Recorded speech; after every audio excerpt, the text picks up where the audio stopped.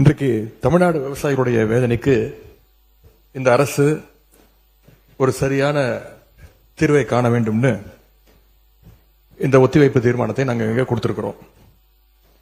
இந்த ஒத்திவைப்பு தீர்மானத்தை கொண்டுவதற்கு 4 முக்கிய காரணங்கள் இருக்கின்றது. முதல் காரணம், மேகதாது அணை கற்ற கர்நாடக அரசை தடுக்க இந்த அரசு என்ன நடவடிக்கை எடுத்திருக்கிறது என்று இந்த அவைக்கு நீங்கள் தெரிவிக்க வேண்டும். இரண்டாவது காரணம், முழு பயிர்க்கடன் தள்ளுபடின்னு நீங்க தேர்தலின் போது வாக்குறுதி கொடுத்துவிட்டு இன்றைக்கு ஆட்சிக்கு வந்துவிட்டு அரைகுறை தள்ளுபடி மட்டும் செய்வது ஏன்? மூன்றாவது காரணம், காவிரியில் தண்ணீர் வராத காரணத்தினால குறுவை சாகுபடி இன்னைக்கு மொத்தமாக இல்லாம போயிடுச்சு. இதற்கு தகுந்த நிவாரண தொகையை எப்பொழுது இந்த அரசு விவசாயிகளுக்கு கொடுக்க போகின்றது?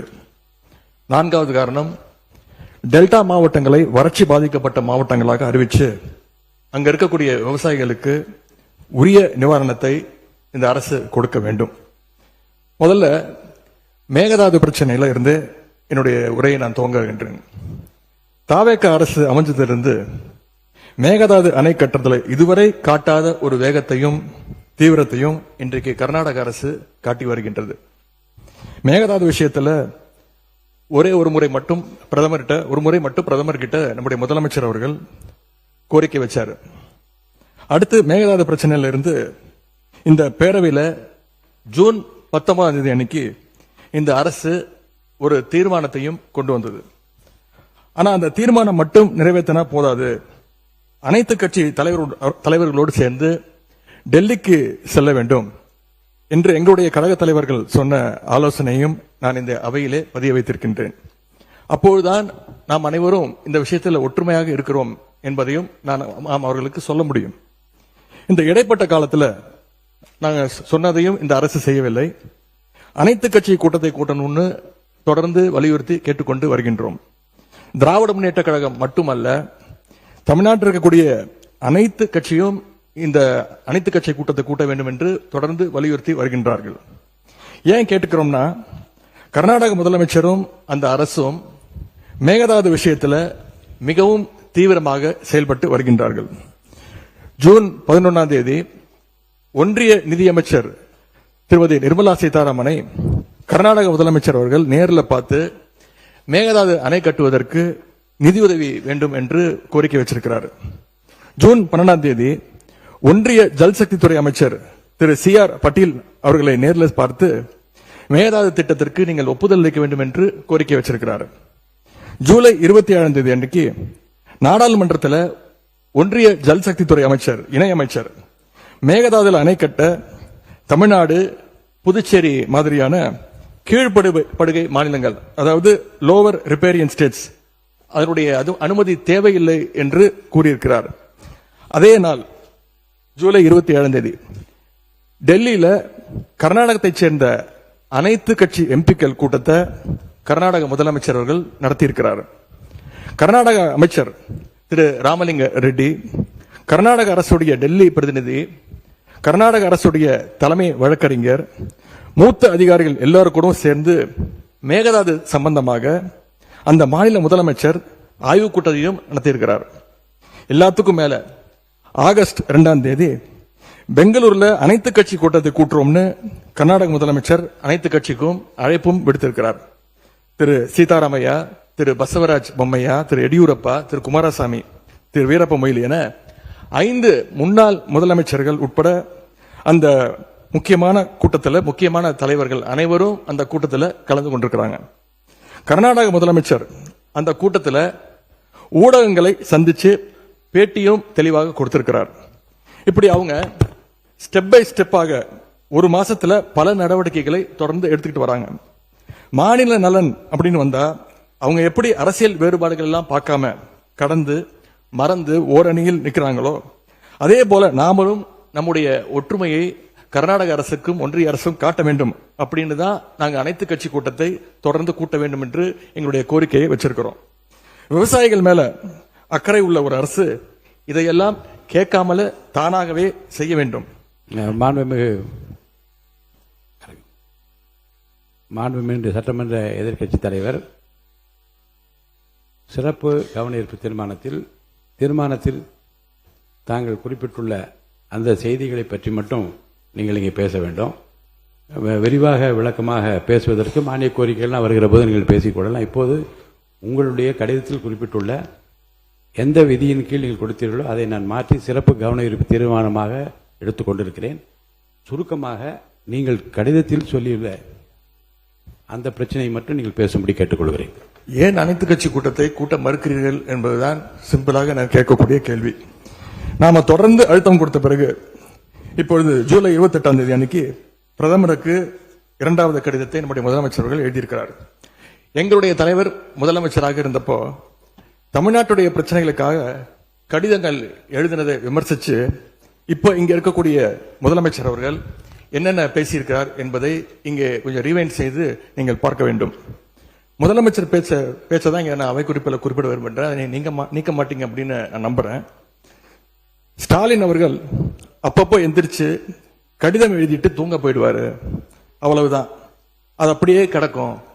மானே தேனே பொன்மானே இப்படி கடிதம் எழுதுறது எல்லாம் இனிமே வேலைக்கு ஆகாது. நான் திரும்ப ஏற்கனவே சொல்லிட்டேன். அப்புறம் நீங்கள் பேசியதை அவை குறிப்பில் நீக்க வேண்டியது வரும். நீங்கள் கொடுத்திருக்கிற விதியை நான் சிறப்பு கவனஈர்ப்பு தீர்மானமாக எடுத்துக்கொண்டிருக்கிறேன். நீங்கள் கொடுத்து தான் பேச வேண்டும். அதெல்லாம் பேசுவதற்கு உங்களுக்கு மானிய கோரிக்கைகள் வருகிறது. மற்ற சமயத்தில் இப்போது அதை அனுமதிக்க இயலாது. கவன ஈர்ப்பில் விதிகளின்படி எந்த பொருள் குறித்து நீங்கள் கவன ஈர்ப்பு கொடுத்து சிறப்பு கவனஈர்ப்பு கொடுத்திருக்கீங்க அதை குறித்து மட்டும்தான் பேச வேண்டும். மீதி விஷயங்களை பேசுவதற்கு நான் அனுமதிக்க மாட்டேன். தேவையற்ற சர்ச்சையும் எதை நோக்கி போக வேண்டும் என்று இந்த தமிழ்நாடு விரும்புகிறதோ அதை நோக்கி மட்டும் போங்கள். இங்க இதை ஒரு பெரிய அரசியல் இருக்கு.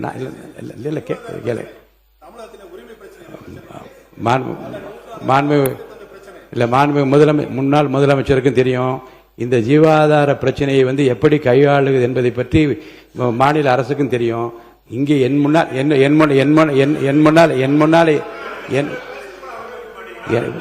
என் முன்னாலே இருப்பது விதிகளின்படி இந்த பேரவையை நடத்த வேண்டும் என்பதில் நான் அக்கறையாக இருக்கிறேன். விதிகளுக்குட்பட்டு அவர் அவசியம் என்று கருதி இந்த பிரச்சனையை எடுத்திருக்கிறேன். அவர் கொடுத்திருக்கிற இந்த கவன ஈர்ப்பு தீர்மானத்தில் என்ன குறிப்பிட்டிருக்கிறாரோ அந்த கருத்துக்களை சாதாரணமாக மரபு என்ன என்றால் அதை படித்துவிட்டு இந்த பிரச்சனையை உங்கள் கவனத்திற்கு கொண்டு வந்து கவனத்தை ஈர்க்கிறேன் என்று சொல்ல அமர்வதுதான் சரி. ஆனால் இதில் நான் பிரச்சனையின் தீவிரம் கருதி நான் அவரை பேச அனுமதித்திருக்கிறேன். மேற்கொண்டு பிரச்சனையை அரசியல் நோக்கத்தில் கொண்டு செல்லாமல் இதில் நீங்கள் குறிப்பிட்டுள்ள இந்த பிரச்சனையை பற்றி மட்டும் படித்துவிட்டு அமருமாறு கேட்டுக்கொள்கிறேன். மாண்பு உறுப்பினர் ஏற்கனவே முன்னாள் முதலமைச்சர் அதை சொல்லிட்டாங்க. நீங்க உட்காருங்க. மாண்பு பேரவைத் தலைவர்கள், இந்த பிரச்சனை தீவிரமான பிரச்சனை என்று நீங்களே சொல்கிறீர்கள். நான் கேட்பதெல்லாம் ஒன்றுதான். நாங்கள் தொடர்ந்து அனைத்து கட்சி கூட்டத்தை கூட்ட வேண்டும் என்று கேட்டுக்கொள்கின்றேன். காவிரியில இந்த பிரச்சனை தீர்ப்பதற்காக கர்நாடக அரசு தொடர்ந்து அனைத்து கட்சி கூட்டத்தை கூட்டிட்டு இருக்காங்க. அங்க இருக்கிறவங்க எல்லாருடைய கருத்துக்களையும் கேட்கிறாங்க. ஏன் தமிழக அரசு அனைத்து கட்சி கூட்டத்தை கூட்டுவதை தவிர்க்கின்றது என்பதுதான் எங்களுடைய கேள்வி. அதாவது பேரவைத் தலைவர் வாயிலாக இன்னும் இங்க தெரிவிக்க விரும்புகின்றேன்.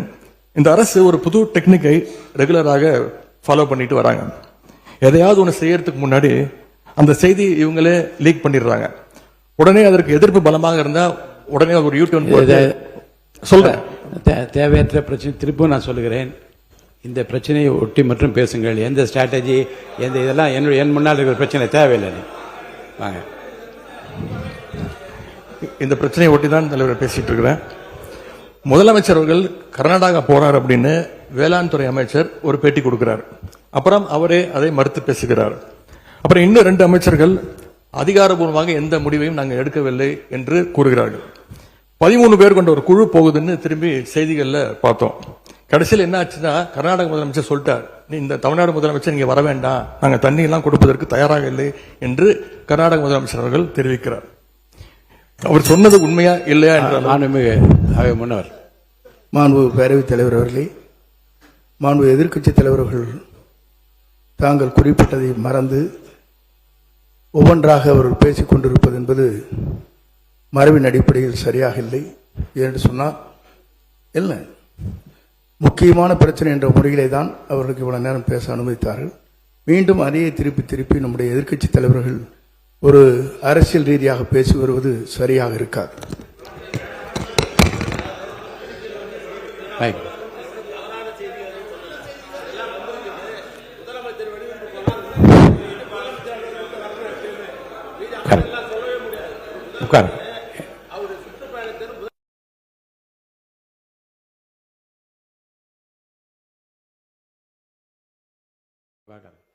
மாண்புமிகு எதிர்க்கட்சி தலைவர்களுக்கு மீண்டும் சொல்கிறேன், சுருக்கமாக அரசின் கவனத்தை ஈர்த்து அமர்வதுதான் மரபும் விதியும்.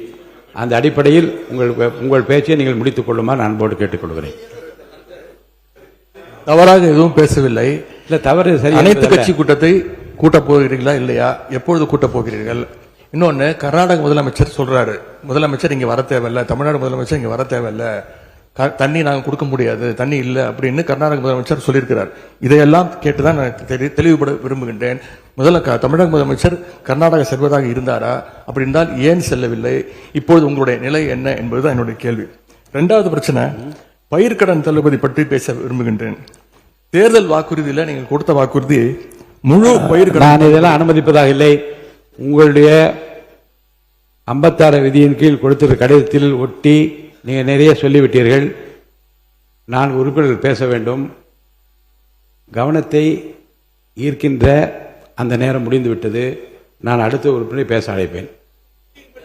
எட்டிங்க வேண்டாங்க. நான் என்ன சொல்ல, நீங்க பாருங்க, உங்களுக்கு பேசுவதற்கு மாண்புமிகு எதிர்க்கட்சி தலைவருக்கும் மாண்புமிகு எதிர்க்கட்சிகளுக்கும் பேசுவதற்கு நிறைய அவகாசம் வேறு வேறு மானிய கோரிக்கைகள் வருகிறது. அப்ப நீங்க விரிவா விளக்கமா நீங்க பேசுங்க, பதில் சொல்றதுக்கு அமைச்சர்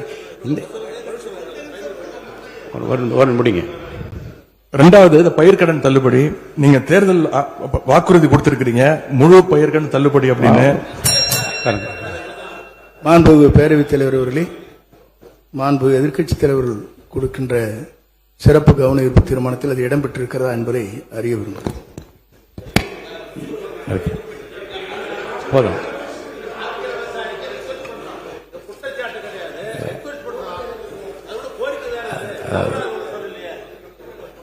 பாருங்க, கவனத்தை ஈர்க்கின்ற அந்த பிரச்சனையை மாறி இது வேறு வேறு திசைகளிலே செல்லுமானால் எந்த பிரச்சனைக்காக இதை அனுமதித்தனோ அந்த பிரச்சனை நிறைவேறாது. அவர்கள் கூர்ந்து இதற்காக தான் நாங்கள் விவசாயிகள் போராடிட்டு இருக்கிறாங்க. நீங்க பயிர்க்கடன் தள்ளுபடி முழுமையாக கொடுப்போம்னு சொன்னீங்க, கொடுக்கல. இதையும் சேர்த்து தான் அங்க விவசாயிகள் இங்க போராட்டத்தில் ஈடுபட்டு இருக்கிறாங்க. எவ்வளவு டைம் தேவைப்படும் அப்படின்னு சொல்ல வேண்டும். அதே மாதிரி டெல்டாவில் இருக்கக்கூடிய அனைத்து தரப்பு விவசாய சங்க பிரதிநிதிகளையும் சந்திச்சு பேசுற மாதிரி முதலமைச்சர் அவர்கள் ஒரு கூட்டத்தை கூட்ட வேண்டும். மூன்றாவதாக, குறுவையில நஷ்டத்தை சந்திச்சிருக்கக்கூடிய விவசாயிகளுக்கு இந்த அரசு உரிய இழப்பீடு வழங்கணும்னு கேட்டுக்கொள்கின்றேன். எங்களுடைய ஆட்சியில 6.5 லட்சம் ஹெக்டேர் அளவுக்கு குறுவை சாகுபடி நடந்துச்சு. ஆனா இன்றைக்கு இந்த வருஷம் இந்த ஆட்சியில வெறும் 1.5 லட்சம் ஹெக்டேர் அளவுக்கு தான் குறுவை சாகுபடி நடந்திருக்கு. நீங்க ஸ்பெஷல் பேக்கேஜ் சொல்லி 134 கோடி அறிவிச்சிருக்கிறீங்க. அதை எத்தனை பேருக்கு கொடுத்திருக்கிறீங்க என்பதை இந்த அவையில தெரிவிக்க வேண்டும். ஏதாவது கணக்கெடுப்பு நடத்தியிருக்கிறீர்களா? மாண்புமிகு பொதுப்பணித்துறை அமைச்சர்.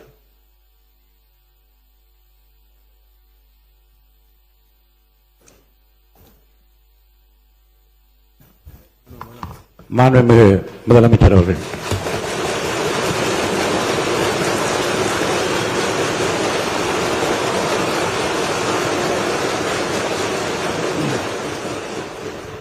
மாண்புமிகு பேரவைத் தலைவர் அவர்களே, உட்காருங்க. அவங்க பேசும்போது குறுக்கிட வேணாம், உட்காருங்க. இன்னும் இல்ல, இடையில அனுமதிக்க முடியாது. இல்லைங்க, இல்லைங்க, உட்காருங்க. நான் எல்லா வாய்ப்பு கொடுப்பேன். இருங்க, உங்களுக்கு கொடுக்குறேங்க. உங்க பேரை படிச்சு இருங்க. உங்க பேரை தெளிவா படிச்சுட்டேன். உட்காருங்க. உங்களுக்கு இல்ல, இப்ப அவங்க பேருங்க. அவர் இல்ல, இருங்க, உட்காருங்க. உட்காருங்க. விதிகளின்படி தான் நடக்குது. உட்காருங்க. நான் சொல்றதை கேட்டு. எதிர்கட்சி தலைவர் இன்னும் முடிக்கலைங்க. அவர் பேச முடிச்சிட்டாரா? இன்னும் எதிர்கட்சி இன்னும் முடிக்கவே இல்லை. உட்காருங்க. நீங்க அவர் பேசி என்ன அதான் பேசுறேன். எது சட்டமோ எது விதி அதான் நான் பேசுறேன். எனக்கு பயப்பட சொல்லி நான் சொல்லுங்க. அவைக்கு பயப்படுங்க, விதிக்கு பயப்படுங்க. எனக்கு பயப்பட வேண்டாம், விதிக்கு பயப்படுங்க. மாண்புமிகு எதிர்க்கட்சி பேசி முடிக்கல. அவர் பேசி முடித்த இருங்க. அவர் பேசுகிற போது குறுக்கீடு பாருங்க. அவர் பேசுகிற போது தயவுசெய்து உட்காருறீங்களா? உட்காருங்க. என்ன உட்காருங்க, நான் அனுமதி தரேன். பேரவை முன்னவர் பேசுங்க. பேரவை முன்னவர் உட்காருங்க, பேசுங்க. நீங்க பேச கருத்து சொல்லுங்க. மாண்பு பேரவைத் தலைவர் அவர்களே, ஒரு நிமிஷம். மாண்பு பேரவைத் தலைவர் அவர்களே, எதிர்க்கட்சி தலைவர் சொன்னதற்காக இல்ல, ஒரு நிமிஷம். எதிர்க்கட்சி தலைவர் குறிப்பிட்டதற்காக அதற்கு ஒரு பதில் அளித்ததற்கு பிறகு முறைப்படி உங்களுக்கும் அந்த வழங்கப்படும். ஆகவே நீங்க அதுக்குள்ள அவசரப்படாது. அதுதான் சொல்றேன், நான் அதுதானே சொல்றேன். மாண்பு முதலமைச்சர் அவர்கள்.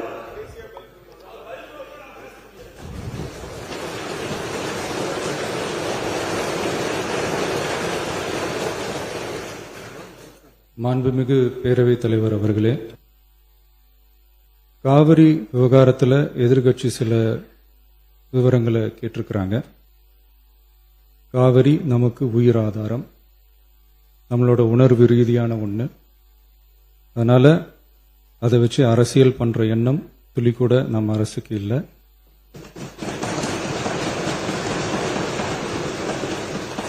அதுக்கான அவசியமும் இல்லை. மேகதாது விவகாரத்தில் நாம் எல்லாரும் சேர்ந்து தான் தீர்மானம் போட்டோம். அதை நேர்முக கடிதமா மாண்புமிகு பிரதமர் அவர்களுக்கும் அனுப்பி வச்சிருக்கிறோம். அதோட நாம் அப்படியே இருந்துடல. ராஜ்யசபாவில் ஒன்றிய ஜல் சக்தி துறை இணை அமைச்சர் மேகதாது அணை பற்றி முழு விவரங்களை குறிப்பிடலைன்னு தெரிஞ்சதும் காவிரி நடுவர் மன்றத்தின் இறுதி தீர்ப்பு மற்றும் மாண்புமிகு சுப்ரீம் கோர்ட் தீர்ப்பு சம்பந்தமான விதிகள் மற்றும் பத்திகளை கோட் பண்ணி மேகதாது திட்டத்துக்கு எந்தவிதமான சட்டபூர்வமான அனுமதியோ நிர்வாக அனுமதியோ வழங்கக்கூடாதுன்னு மாண்புமிகு பிரதமர் அவர்களுக்கு அடுத்த நாளே நேர்முக கடிதம் எழுதினோம். காவிரி நதிநீர் பங்கீட்டிலையும் சரி, மேகதாது அணை கட்டுற முயற்சிகளை தடுக்கிறதுலையும் சரி, தமிழ்நாட்டோட உரிமையை நம்ம அரசு கொஞ்சம் கூட விட்டு தரவே தராது. அதுதான் நம்மளோட நிலைப்பாடும். அதே நேரத்தில் கர்நாடகாவில் சில அணைகள் கட்ட ஆரம்பிச்சதை பற்றியும் இதே அவையில் 1969 ஒரு விவாதம் நடந்திருக்கு. அப்போ நீர்வளத்துறை அமைச்சராக இருந்தது யாரு? அப்ப அணை கட்ட விட்டது ஏன்னு கேட்டு அந்த மாதிரி சீப் பாலிடிக்ஸ்லாம் நான் பண்ண விரும்பல.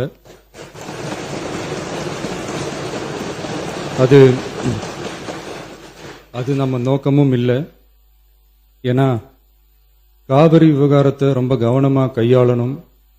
எந்த கட்சி ஆளுகிறது, எந்த கட்சிக்கு பெருமை, யாருக்கு பெருமைன்னெலாம் பார்க்கக்கூடாது. இது தமிழக மக்களுடைய பிரச்சனை அப்படின்னு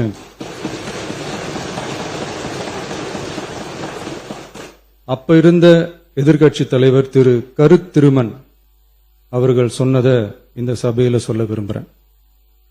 காவிரி பிரச்சனையில சம்பந்தப்பட்ட 2 மாநிலங்களும் ஒன்றிய அரசும் உட்கார்ந்து முடிவெடுக்கணும்னு 1969லயே இந்த சபையில பேசியிருக்கிறாங்க.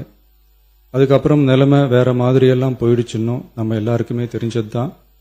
சட்டப்படி இந்த பிரச்சனையை அணுகிறதுல நாம உறுதியா இருக்கிறோம், அதில் மாற்றமே இல்லை. இருந்தாலும் ஒரு அட்டெம்ப்ட் எடுத்து பார்க்கலாம்னு தோணுனது தான் அந்த பெங்களூர் விசிட். அப்படி ஒரு விசிட் பத்தி ஃபர்ஸ்ட் யோசிச்சு கேட்டதும் நான் தான். நாம பெங்களூர் போக நினைச்சதை பத்தி பல ஒப்பீனியன்ஸ் வந்துச்சு. நாம போக நினைச்சதுக்கு காரணம், ஒருவேளை இந்த பிரச்சனை தீர்க்கறதுக்கான ஒரு பாசிட்டிவ் சைன் கிடைச்சா நல்லா இருக்குமேன்னு ஒரு எண்ணத்துல தான். இன்னைய காலத்துல பகை நாடுகளை பேசி தீர்க்க பார்க்கறாங்க, பக்கத்து மாநிலத்தோட பேசி பார்த்தா என்னன்னு நினைச்சேன்.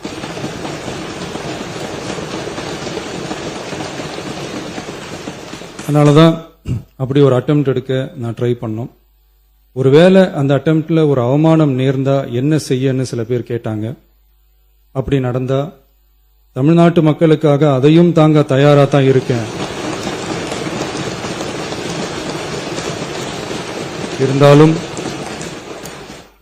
இருந்தாலும் நம்ம மேல அன்பு காட்டின அத்தனை பேருக்கும் என்னோட நன்றிகள்.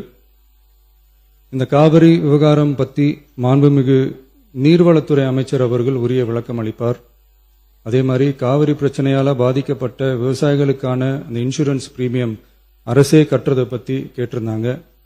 அதுக்கான விரிவான பதிலை மாண்புமிகு விவசாய அமைச்சர் அவர்கள் தருவார். அப்புறம் இந்த குறுவை சாகுபடிக்கு அந்த நிவாரண தொகுப்பு பத்தி எதிர்க்கட்சியிலிருந்து கேட்டிருந்தாங்க. அந்த குறுவை சாகுபடிக்கு அந்த நிவாரணம் ஏற்கனவே கொடுத்தாச்சு, வழங்கியாச்சு. இது அரசியலே நாங்க தான் அப்படின்னு சொல்லிக்கிறவங்களுக்கு இது எப்படி தெரியாம போச்சுன்னு எனக்கு தெரியல.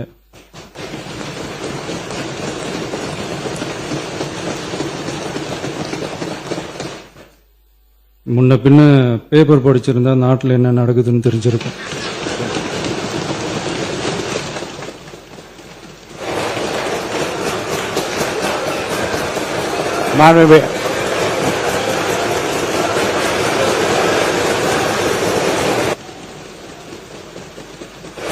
மாண்புமிகு எதிர்க்கட்சி தலைவர் சுருக்கமாக கொஞ்சம் அமைதியா இருங்க. மாண்புமிகு எதிர்க்கட்சி தலைவர் பேசுவதற்கு நீங்க அமைதியா இருங்க. நீங்களே இப்படி பிரச்சனை பண்ணா எப்படி? அமைதியா இருங்க, அவங்க பேசணும் சுருக்கமாக. பேரவைத் தலைவர் அவர்களே, ஸ்பெஷல் பேக்கேஜ்னா நீங்க கொடுத்தது 134 கோடி கொடுத்தீங்க. அது அனைத்து அரசுலயும் கொடுக்கறக்கூடிய ஸ்பெஷல் பேக்கேஜ் தான். இப்ப வறட்சி நிவாரண நிதி அவங்க கேட்கறாங்க. இது ரெண்டுத்துக்கும் வித்தியாசம் தெரிஞ்சுக்க வேண்டும். இது வெறும் காலைல பேப்பர் படிச்சா மட்டும் பத்தாது. அங்க அனைத்து கட்சி கூட்டத்தை கூட்டி அனைத்து விவசாயிகளோடையும் போய் கலந்து பேசி அவங்களுடைய கோரிக்கைகள் என்னன்னு நீங்க தயவு செய்து கேட்டுக்கொள்ள வேண்டும். அதே மாதிரி அவை முன்னர் மாண்புமிகு இதெல்லாம் மன்னிக்கணும். மாண்புமிகு எதிர்க்கட்சி தலைவர்கள் இப்போது வறட்சி நிவாரணத்தை பற்றி சொன்னார்கள். செப்டம்பர் இறுதி வரையிலும் பார்த்துவிட்டு தான் வறட்சி நிவாரண பணிகளை ஆற்றுவது வழக்கம். அவை அதை குறிப்பிட விரும்புகிறேன். மாண்புமிகு எதிர்க்கட்சி தலைவர், பேரவைத் தலைவர்களே பேச அனுமதிங்க. நீங்களே இப்படி பண்ணா எப்படி? மாண்புமிகு எதிர்க்கட்சி தலைவர் சுருக்கமா தலைவர்களே, இன்னொன்று திரும்பி கேட்பதுதான், கர்நாடகாவில் அவங்க அனைத்து கட்சி கூட்டத்தை கூட்டி முன்னாள் முதலமைச்சர்லாம் வர சொல்லி அவங்களுடைய கோரிக்கைகள்லாம் கேட்டுக்கிட்டு இருக்காங்க, தொடர்ந்து கேட்டுட்டு இருக்காங்க. இந்த தாவேக அரசு ஏன் அனைத்து கட்சி கூட்டத்தை கூட்டுவதற்கு என்ன உங்களுக்கு பயம், என்ன உங்களுக்கு தயக்கம் என்பதை நான் கேட்டுக்கொள்ள விரும்புகின்றேன். அதே மாதிரி குறுவை பாதிச்ச சம்பவம் இன்னைக்கு கேள்விக்குறியாக நிலையில விவசாயிகளுடைய தொடர் கோரிக்கை டெல்டா மாவட்டங்கள்